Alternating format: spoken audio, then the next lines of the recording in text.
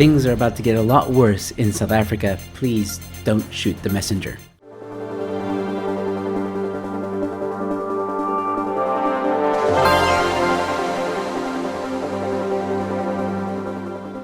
Hello ladies and gentlemen, welcome to News in 5. I'm your host Joe Emilio. Thanks for tuning in, and I've been going back and forth with whether or not I should bring this to your attention. And the thing is, people sometimes comment in the comment section saying that, why do you always talk about bad news? Well, I could talk about cats and dogs the whole day, but that would be ignoring some of the quite important issues that exist here in South Africa.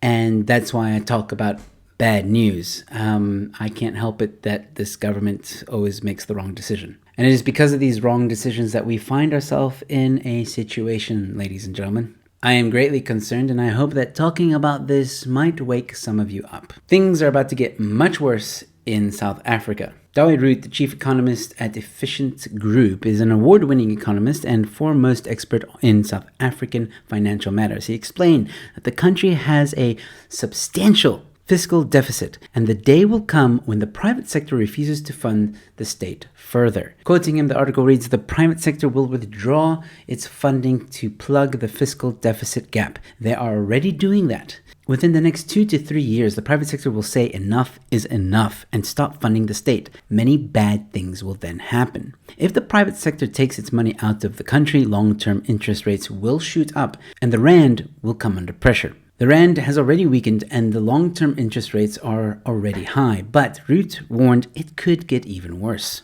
Quoting him, it reads, "I can easily see the rand going to 25 rand or 30 rand to the US dollar in the next 2 to 3 years. Long bonds can go to 25% to 20%, Roodt said. He added that inflation could rise from the current 5% to well above 10% amidst the state's poor financial situation. The next 5 years in South Africa is going to be a rough ride, Roodt said. Apart from the economic and financial challenges, the country is also facing the collapse of state-owned enterprises and local authorities. The ANC government has run local governments, state-owned enterprises, and the national accounts into the ground. Most of the local authorities are a complete mess. The state-owned enterprises are coming to an end. They are just dying. With the ruling ANC expected to remain in power for the next 5 years, it is unlikely that anything will change. In fact, it will likely get worse. Roodt previously warned that the combination of rising unemployment and poverty and increasing food and energy prices creates a toxic mix, which can cause social unrest. The economy is not growing. We have high levels of unemployment and poverty, and I am concerned about public violence seen 2 years ago. Yes, I just read that whole article because I felt that every word was important. I don't have to explain to you all the problems that are wrong with this country, but the reality is this. If we don't do something about it next year in 2024 at the election ballot, then I'm afraid we have only ourselves to blame. It's time to be real with one another. Whether you're watching this in a shack or you're watching this in a mansion on Clifton, you are not invincible from the ANC. Right now, in the current South Africa, we don't have electricity, which means businesses and families are suffering. They can't make ends meet, and some people are even dying from load shedding alone.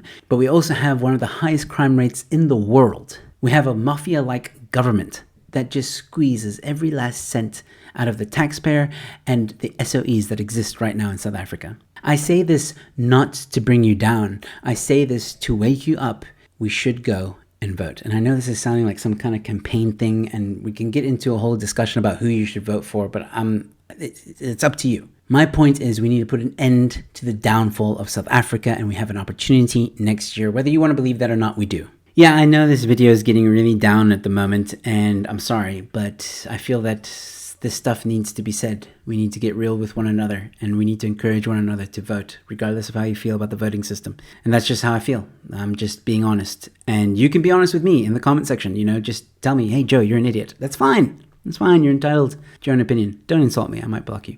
But I'm just saying, you're entitled to your own opinion. Let me know your thoughts. Are you going to go vote in 2024? And I don't mean to make sad content. I just mean to make content that keeps people informed and maybe give you a little bit of a wake-up call. Anyway, with that being said, ladies and gentlemen, thanks for watching. I'll see you at the next one. Oh, and don't forget to leave a like, share, and subscribe. Yeah, you know the whole spiel.